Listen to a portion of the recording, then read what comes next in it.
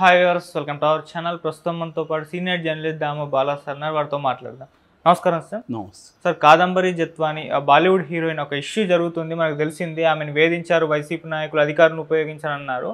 అయితే ఇప్పుడు YCP reverse attack చేస్తుంది సార్. మొన్నటి వరకు కూడా దీనిపైన ఎటువంటి స్పందన ఇవ్వలేదు, జస్ట్ ఒక ట్వీట్ చేసి వదిలేశారు. అయితే ఇప్పుడు కుక్కల చంద్రశేఖర్ అనే వ్యక్తి బయటకు వచ్చి అసలు ఏం జరిగిందన్న తన వర్షన్ని వినిపించారంట కదా, మరి వాళ్ళ వర్షన్ ఏ విధంగా ఉంది? మరి రెండింటిని కంపేర్ చేస్తే మీకేమనిపించింది సార్? ఈ కుక్కల విద్యాసాగర్ కదా తన పేరు. అవును, కుక్కల విద్యాసాగర్ బయటకు వచ్చాడు. సో అతను సాక్షి ఛానల్లో మాట్లాడింది నేను చూశాను మొత్తం. అట్లాగే ఈ కాదంబరి జత్వాని ఎవరైతే ఉందో ఆమె కూడా నిన్న మీడియా ముందు కన్నీళ్ళు పెట్టుకొని మాట్లాడడం ఇవన్నీ చేసింది.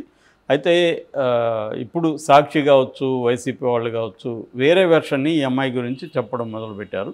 మనం ఆల్రెడీ నిన్న చెప్పుకున్నప్పుడు నేను కొన్ని డౌట్లు కూడా స్టోరీలో ఉండే కొన్ని లూప్ హోల్స్ కూడా చెప్పాను.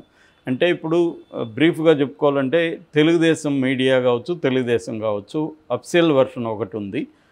రివర్స్లో సాక్షి కావచ్చు, వైసీపీ వాళ్ళ వెర్షను, అట్లాగే కుక్కల ఈయన వెర్షను, విద్యాసాగర్ వెర్షన్, వీళ్ళిద్దరి చూస్తే ముందు తెలుగుదేశం వాళ్ళ వెర్షన్ ఏంటంటే ఈ అమ్మాయి ఎవరు అక్కడ జేఎస్డబ్ల్యూ అనే స్టీల్ ఫ్యాక్టరీ ఆయన సజ్జన్ జిందాల్ అనే వ్యక్తి 64 ఏళ్ళు, ఆయనతో కొద్ది రోజులు అఫైర్ ఉందని, ఆయన తను పెళ్లి చేసుకుంటాడని మళ్ళీ చేసుకోలేదని ఆయన మీద కేసులు పెట్టిందని, ఈ సజ్జన్ జిందాల్ జగన్ని రిక్వెస్ట్ చేశాడని ఈ ఇష్యూ టేకప్ చేయమని, సో వీళ్ళు ఈ విద్యాసాగర్ ద్వారా ఒక కంప్లైంట్ ఇప్పించి విద్యాసాగర్ని మోసం చేసింది అని, చీట్ చేసింది 5 లక్షలని కంప్లైంట్ ఇప్పించి ఆ అమ్మాయిని తీసుకొని, ఆ అమ్మాయిని వాళ్ళ బంధువుల్ని తీసుకొచ్చి ఒక గెస్ట్ హౌస్లో 18 రోజులు చిత్రహింసలు పెట్టి భయపెట్టించి అక్కడ BK centre, Bandra Kurla complex police station బాంబేలో ఈ అమ్మాయి పెట్టిన కేసును విత్డ్రా అయ్యే విధంగా చేసుకున్నారు అనేది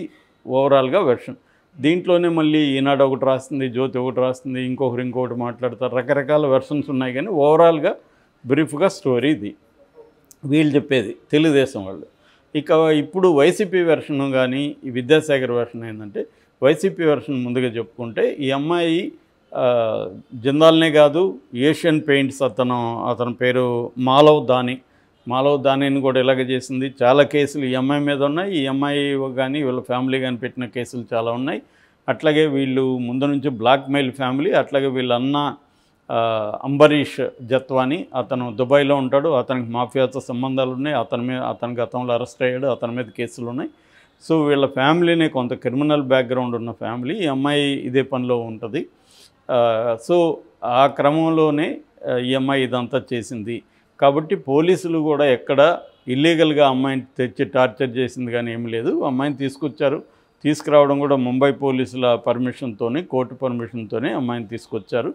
తీసుకొచ్చిన తర్వాత అమ్మాయిని కోర్టుకు ప్రొడ్యూస్ చేశారు. కోర్టు అమ్మాయికి రిమాండ్ విధిస్తే 42 రోజులు జైల్లో ఉన్నారు. తర్వాత బెయిల్ వచ్చి బయటికి వెళ్ళారు. ఇక్కడ ఏది కానీ ఇల్లీగల్గా అమ్మాయిని బెదిరించడం కానీ టార్చర్ చేయడం కానీ ఏమీ లేదనేది సాక్షి వెర్షన్.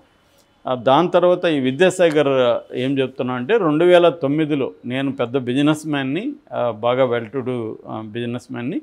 సో 2009లో హైదరాబాద్లో కామన్ ఫ్రెండ్స్తో నాకు ఈ అమ్మాయి పరిచయం అయింది. దాని తర్వాత మేము అప్పుడప్పుడు కలిసాము. ఎప్పుడు కలిసిన అమ్మాయి నాతో సెల్ఫీ తీసుకునేది. ఆ ఫోటోలను ఇప్పుడు మార్ఫింగ్ చేసింది. యాక్చువల్గా మార్ఫింగ్ ఫోటోల్లో నాకు 6 ప్యాక్ ఉన్నట్టుగా ఉంది. నా జీవితంలో ఎప్పుడు 6 ప్యాక్ లేదు. నేను బొద్దుగా లావుగా ఉంటాను. సో 6 ప్యాక్ అనేది లేదు. ఆ అమ్మాయి నాకు 6 ప్యాక్ క్రియేట్ చేసి ఇప్పుడు ఆ ఫోటోల్ని బయటికి పెట్టింది. కాబట్టి అది మాతో తీసుకునింది అయితే కరెక్టే, కానీ మార్ఫింగ్ అయితే చేసింది అనేది అతను ఆరోపిస్తున్నాడు. 2009 నుంచి ఉంటే ఒక 1-2 ఇయర్స్ తర్వాత నాకు ఈ అమ్మాయి అసలు నేచర్ అర్థమైంది. ఈ లోపల నాకు నేను పోర్టు బిజినెస్లు కూడా చేస్తాను, అక్కడ ముంబైకి షిఫ్ట్ అయ్యాను. సో ఈ అమ్మాయి అక్కడి నుంచి 2015 నుంచి నన్ను బ్లాక్మెయిల్ చేయడం మొదలుపెట్టారు వీళ్ళు. ఈ అమ్మాయి వీళ్ళ అమ్మ పెళ్లి చేసుకోమని ఎయిర్పోర్ట్లో నేను దిగ్గానే ఎయిర్పోర్ట్కి వచ్చేవాళ్ళు ముంబైలో. అక్కడి నుంచి నన్ను టార్చర్ చేసేవారు. మా ఇంటికి అర్ధరాత్రి వచ్చి కారులో ఉండి, బయట ఉన్నాను నేను, నువ్వు ఇప్పుడు దిగిరా, నాకు డబ్బులు కావాలి, 50 లక్షలు కావాలి, అర్జెంటుగా ఇకపోతే నేను మీ ఇంటికి వచ్చి గొడవ చేస్తే, ఇలాగ టార్చర్ చేయడం మొదలుపెట్టింది. సో నేను ఇది బిగినింగ్ కొంత భరించాను, కొంత డబ్బులు ఇచ్చాను. తర్వాత ఇంకా నా వల్ల కాలేదు. దాంతో నేను ఇంకా ఓపెన్ అప్ అవుదాం అనుకొని డిసైడ్ అయ్యి ఇక్కడ ఇబ్రహీంపట్నంలో మా నేటివ్ ప్లేస్ కాబట్టి అక్కడ కేసు పెట్టాను. సో నేను వైసీపీలో ఎప్పుడు లేను, నాకు వైసీపీకి సంబంధం లేదు, ఏ నాయకుడిని నేను అడగలేదు రికమెండేషన్. మామూలుగా లైక్ ఎనీ అదర్ విక్టిమ్ నేను వెళ్ళి కేసు పెట్టాను. సో వాళ్ళు ముంబైలో విచారిస్తే అక్కడ కూడా ఈ అమ్మాయి పైన కేసులు ఉన్నాయని తర్వాత తెలిసింది. సో అలాగా ఈ అమ్మాయిని వాళ్ళు తీసుకొచ్చారు, కోర్టుకు పెట్టారు, జైలుకి వెళ్ళింది అనేది అతని వెర్షన్. సో అట్లాగే సాక్షి ఇంకొకటి కూడా ఏం చెప్పిందంటే, వీళ్ళు ప్లాన్డ్గా తెలుగుదేశం వాళ్ళు తమ హామీల్ని నెరవేర్చకుండా పక్కదారి పట్టించడం కోసం ఏదో ఒక ఇష్యూని వైసీపీ వాళ్ళ మీద తీసుకొస్తున్నారు. సో ఇది కూడా అంతే, దీంట్లో ఏమీ లేదు, లీగల్గా అన్నీ లీగల్గా జరిగాయి తప్ప ఇదేం లేదు. ఈ అమ్మాయికి హనీ ట్రాపింగ్ వ్యవహారం వీళ్ళ ఫ్యామిలీలోనే. తను ఇంకోటి కూడా చెప్పాడు, ఈ అమ్మాయి డాక్టర్ అంటుంది కానీ ఒక్క పేషెంట్ని అన్నా ఎప్పుడైనా ట్రీట్ చేసిందేమో అడగండి. ఆ అమ్మాయి పలానా కాలేజీలో చదువుతానంటుంది, అదంతా కూడా రాంగు. తర్వాత ఏమో ఆ అమ్మాయి పాస్పోర్ట్లో ఏమో 89 ఉంది, 1989 బర్త్ ఇయర్, కానీ ఆధార్ కార్డులో 96 ఉంది. ఏది ఇలాగా అమ్మాయి ఏంటంటే ఒక బిల్డప్ ఇస్తుంది, తాను చాలా రిచ్, హైలీ ఎడ్యుకేటెడ్, తన ఫ్యామిలీ చాలా పెద్దది, ఇవన్నీ చెప్తుంది. కానీ ఈ అమ్మాయి చేసేదంతా డబ్బులు వసూలు చేయడం ఇలాగా చేసి ఈ అమ్మాయి మీద చాలా కేసులు ఉన్నాయి. ముంబైలో ప్రతి పోలీస్ స్టేషన్ మనం షాపింగ్ మాల్కి పోయినట్టుగా వీళ్ళు పోలీస్ స్టేషన్కి పోతారు అనేది అతను ఆరోపిస్తున్నాడు. సో ఓవరాల్గా 2 వెర్షన్లు ఉన్నాయి. వైసీపీ వాళ్ళు చెప్పేది ఏంటంటే, ఈ తెలుగుదేశం వాళ్ళు కావాలని దీన్ని తీసుకొని నిన్న కూడా హైదరాబాద్ నుంచి మంచి సెక్యూరిటీతో అమ్మాయిని తీసుకెళ్ళి ఒక మంచి స్టార్ హోటల్లో పెట్టి అమ్మాయికి లీగల్ బృందం వెళ్ళి అమ్మాయిని ట్రైనప్ చేసింది. మీడియా ముందు ఎలా కన్నీళ్ళు పెట్టుకోవాలి, మీడియా ముందు ఎలా ప్రదర్శించాలి అవన్నీ చెప్పింది. అలాగే సిపిని కలిసినప్పుడు ఎలా మాట్లాడాలి, ఇవన్నీ ట్రైనింగ్ ఇచ్చి వాళ్ళు చేస్తున్నారు కావాలని అని చెప్తున్నారు. 2 వెర్షన్లలో కూడా నిజం కొంత ఉండే అవకాశం అయితే ఉంది. ఎందుకంటే ఇప్పుడు మనకే అన్ని డౌట్లు వచ్చాయి. సజ్జన్ జిందాల్ అనేవాడు $23 బిలియన్ వ్యాపారం అవుతుంది. మల్టీ కంపెనీస్ ఉన్నాయి అతనికి, కాంగ్లోమరేట్. అట్లాంటి వాడికి జగన్ అవసరం వచ్చాడా, ముంబైలో డీల్ చేసుకోలేకపోయాడా అనేది ఒక డౌటు. కానీ విద్యాసాగర్ అయితే నాకు ఆయన డైరెక్ట్గా చెప్పలేదు, కానీ వాళ్ళిద్దరి మధ్య ఏదో అఫైర్ నడిచినట్టుగానే అయితే కనిపిస్తుంది. లేదంటే అమ్మాయి అంత ఇప్పుడు ఎవరో వచ్చి నాతో ఫోటోలు దిగి నన్ను బ్లాక్మెయిల్ చేస్తే నేను ఎందుకు భయపడతాను? అంతే కదా. ఇప్పుడు ఎవరో వచ్చింది ఒక అమ్మాయి, నేను డైరెక్ట్ చేశాను సినిమా అంటే నాతో సెల్ఫీ దిగింది, ఆ తర్వాత దాన్ని మార్పింగ్ చేసి నేను భయపెడతానంటే నేను ఎందుకు భయపడతాను? ఎందుకంటే నేనేం తప్పు చేయలేదు, జస్ట్ ఫోటో తీసుకున్నాను. కాబట్టి విద్యాసాగర్ కూడా మొత్తం నిజాలు చెప్పట్లేదు మనకి క్లియర్గా. సో వీళ్ళిద్దరు మనకు అర్థమవుతుండేది ఏమంటే వీళ్ళిద్దరి మధ్య అఫైర్ నడిచింది. దాని తర్వాత అమ్మాయి డబ్బులు అడుగుండొచ్చు. చాలామంది అమ్మాయిలు వాళ్ళకి డబ్బులు అడుగుతారు. లేకపోతే ఇతను వ్యవహారం చూస్తే ఇతనితో డబ్బు లేకపోతే తనతో ఎందుకు అమ్మాయి అఫైర్ పెట్టుకుంటుంది? చాలామంది అమ్మాయిలు డబ్బుల కోసం అఫైర్లు పెట్టుకుంటారు, డబ్బులు డిమాండ్ చేస్తారు. అవన్నీ కామన్. అది వాళ్ళకి అది కావాలి, వీళ్ళకి ఇది కావాలి. సో ఊరికెందుకు వాళ్ళు ఇవ్వాలి, ఇతను కోరింది కాబట్టి వాళ్ళు డిమాండ్ చేస్తారు. అది నువ్వు డిసైడ్ చేసుకోవాలి, ఈ అమ్మాయికి ఇంత ఖర్చు పెట్టడం అవసరమా లేదని. సో వీళ్ళు దీంట్లో పడతారు. ఇవన్నీ ఈ మధ్య చాలా స్థాయిల్లో మల్టీ లెవెల్లో జరుగుతున్నాయి చాలా. కాబట్టి ఆ పాజిబిలిటీ లేదని మనం చెప్పలేం. సో కానీ దీన్ని లీగల్గా వాళ్ళిద్దరి మధ్య ఏం నడిచింది, ఆ అమ్మాయి డిమాండ్ చేసిందా, అవన్నీ వేరే వ్యవహారం.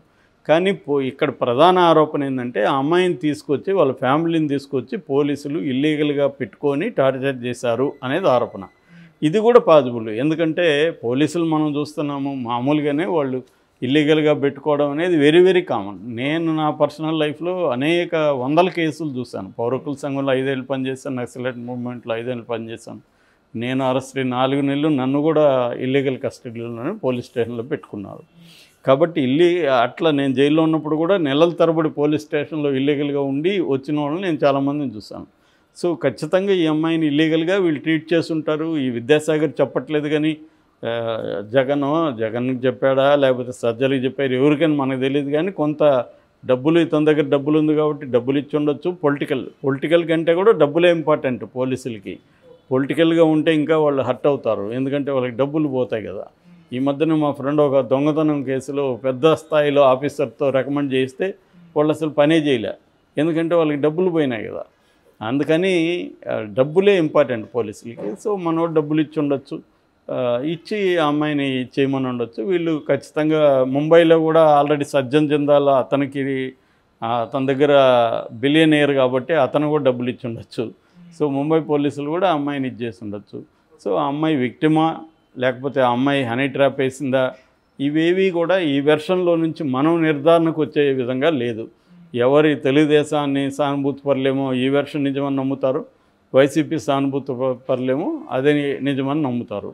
సో మనలాగా ఇండిపెండెంట్గా ఉన్నవాళ్ళు ఏది నిజం అనేది మనకి తెలియని పరిస్థితి తప్ప దీంట్లో మనం ఏ రకమైన ఫ్యాక్ట్ ఫైండింగ్ చేయకుండా బయట ఈ న్యూస్లను పట్టుకొని మనం తేల్చలేము. కానీ ఇప్పటివరకైతే వీళ్ళ మధ్య అఫైర్ ఏదో నడిచింది. ఆ తర్వాత అమ్మాయి డబ్బులు అడిగి ఉండొచ్చు, ఇతను వీళ్ళిద్దరి మధ్య గొడవలు అయి ఉండొచ్చు. అది ఇంకొకటి కూడా చెప్పాడు అతను, ఈ అమ్మాయి వల్లనే నా కాపురం కూడా పోయింది, నా డైవర్స్ కూడా అయిపోయిందని. ఖచ్చితంగా వాళ్ళిద్దరి మధ్య అఫైర్ ఉంటుంది, అది వీళ్ళ ఇంట్లో తెలిసి ఉంటుంది, డైవర్స్ కూడా అయ్యే ఛాన్స్ ఉంది. ఇవి ఇవాళ విద్యాసాగర్కి ఈ అమ్మాయికి కాదు, చాలా కేసులు ఇలాంటివి వస్తున్నాయి, పెరుగుతాయి రాను రాను. Okay sir. సో ఇది నిష్పక్షపాతంగా విచారణలో తేలాలి. కానీ తెలుగుదేశం ప్రభుత్వం నిష్పక్షపాతంగా ఎందుకు వ్యవహరిస్తుంది? తనకు అనుకూలంగాను వైసీపీకి వ్యతిరేకంగా ఉండే విధంగానే ఇది వ్యవహరిస్తుంది. వాళ్ళు అప్పుడు అలాగే వ్యవహరించారు. సో ఇక్కడ ఎవరు నిష్పక్షపాతంగా దీంట్లో చేయాలని చంద్రబాబు ఎందుకు అనుకుంటాడు? దీన్ని తనకు అనుకూలంగా ఎలా ఉపయోగించుకోవాలనేది తెలుగుదేశం మీడియా ఉత్సాహం చూస్తేనే మనకు అర్థమవుతుంది కదా. ఇప్పుడు కర్నూలు నంద్యాలలో అమ్మాయి చిన్నపాప శవం ఇప్పటివరకు దొరకలేదు, దాని మీద వీళ్ళకి ఎవరికి అక్కర్లేదు. జత్వాని మీద సడన్గా వీళ్ళకి ఎందుకు అంత ప్రేమ వచ్చింది? వైసీపీని ఇన్వాల్వ్ చేయొచ్చనే కదా. సో కాబట్టి పొలిటికల్గా ప్రతిదీ మనకి పొలిటికల్గా ఎలా ఉపయోగించుకుంటున్నారు అనేది